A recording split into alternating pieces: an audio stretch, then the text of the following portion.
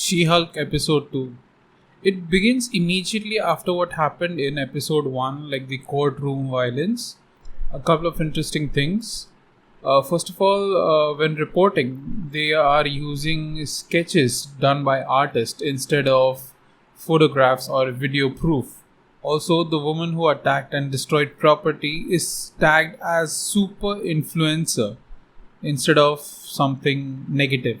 I don't know why. And just like that, she gets the name She-Hulk. No creativity whatsoever. This is followed by a bar scene where She-Hulk, or Jennifer Walters, is being celebrated for her heroic save at the court. A competitor of her blames nepotism for her getting the powers of Hulk. That's interesting because we are going to get much more instances like that. For example, Jane Foster got her powers because she was Thor's girlfriend, and Scott Lang's daughter will get her own suit because she is Ant-Man's daughter. A lot of thought seems to have gone into the study of what alcohol does to a Hulk. Like, for example, when Jennifer Walters drinks as She-Hulk, she's normal, but then immediately when she transforms, her body is still struggling with the alcohol in the system, and so she is instantly drunk. Perhaps it is played that way to make the scene comedic, but it's neat world building. This is immediately followed by superhero getting fired.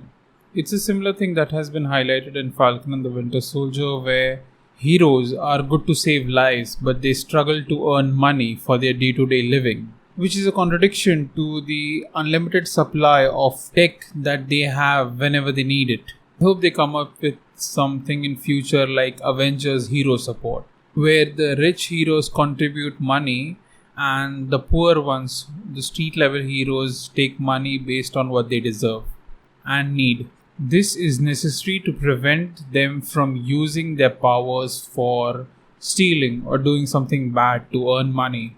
The bar scene is immediately followed by Jennifer Walters trying to get a job but struggling to get it. There's a neat little transition to show the passing of days. How did they do it? Green screen? After that struggle, she realizes why her cousin had to move away and isolate himself, which is highlighted from what she searches on her laptop of 10 offbeat jobs for a fresh start.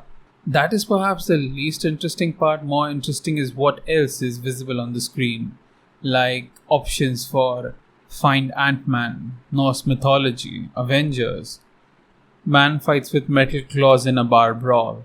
Da-da-da-da-da. Why there is a giant statue of a man sticking out of the ocean. Eternals. There's one more thing that is not clear, that is something scientists discover something inside. I wonder if we will ever catch up with those related articles, news in future. This is followed by her going to her family for dinner. Now, it's nice to see that she has parents and there is some extended family, but it's confusing. There are so many characters and there is really no connect to them, at least for now, which is why all the comedy that they are trying to generate falls flat. Do you feel the same way? When her father gives the pep talk, she actually considers whether she should not have used her superpowers. This is exactly what I'm trying to highlight, that heroes need to be covered, at least financially, so that they use their powers for good. A real world comparison to that could be of soldiers who are retired and are struggling to find a job. They still have the skill set of a soldier. After dinner with her family, Jennifer goes to a local bar to drink. There, all of a sudden, an old man who works for the opposing law firm, who got her fired, comes to recruit her. It's a bit suspicious that he tracks her down here. Maybe we will learn that there is more to him than just being a lawyer. So Jennifer Walters is hired to work at GLK and H. Next we see it's Monday and she is at the office where her employer tells her that she will have to work as the She-Hulk. Now this is very interesting because Hulk is known to destroy things. He destroyed cities wherever he went. And yet She-Hulk's first appearance made it clear that she's not a threat and she should stay green whenever possible. I wonder how they deduced that. Perhaps this show is about normalizing superhero stuff. Perhaps that's why this firm has started a superhuman law division, and there must be something called a superhero law. Here, she also talks about how it would be unfair because she totally deserves every job, but the only reason she must have got this job because she's a superhero now. Now, she breaks the fourth wall to talk about it, to vent about it, but is interesting because while she's talking, it's as if she is not talking to the people around. Is this how breaking the fourth wall works? When you break the fourth wall, you are no longer being heard by the people around. She then gets settled in with her old paralegal and friend Nikki, and then a new character is introduced called Mug. Oh no, it's Pug. Whatever. So the first case is parole of Emil Blonsky, Abomination, who we saw in Shang-Chi with Wong fighting in the cage. Perhaps we'll finally learn how Emil Blonsky, who was in a high security prison, got to meet Wong, bond with him enough to fight together. Another interesting thing being that he specifically asked Jennifer Walters, that is She-Hulk, to be his lawyer.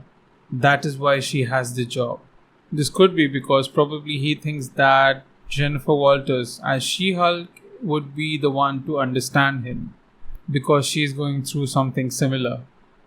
So then she goes to that high security prison that we have seen before in Shang-Chi, Miss Marvel, to meet Emil Blonsky. Now this is very interesting scene because we as an audience who have forgotten the Incredible Hulk film have to be up to date with all who he is and his transformed personality in that one scene. And try to connect with him because he's no longer a villain. Can't say that this works, but let's see, in future maybe. The next day arrives and Jennifer Walters is still torn whether to take that job or not. Actually, she is not torn. She has decided to take the job, but she has to talk to her cousin about it. So she does, and that brings us to the best part of this episode, Hulk in space. Either this is setting up any future movie or a series, or we are going to see a lot more Hulk in She-Hulk. Hopefully the former is true because if Hulk is more in this series, then She-Hulk feels less important. This is followed by the final reveal of the footage of Wong fighting Abomination. This puts the She-Hulk events in the timeline. So that scene we saw in Shang-Chi was actually to set up She-Hulk. Also, it's interesting to note that Shang-Chi, although came first, happens after the events of Eternals.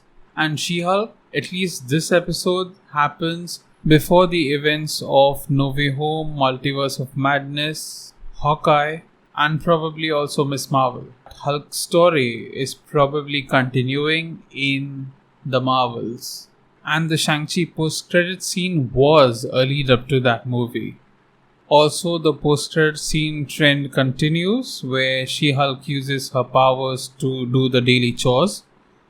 My overall thoughts on this episode, I think that She-Hulk has still not yet found its charm. Perhaps because it's made to look like a sitcom and yet we are cycling through a lot of characters to connect with any of them.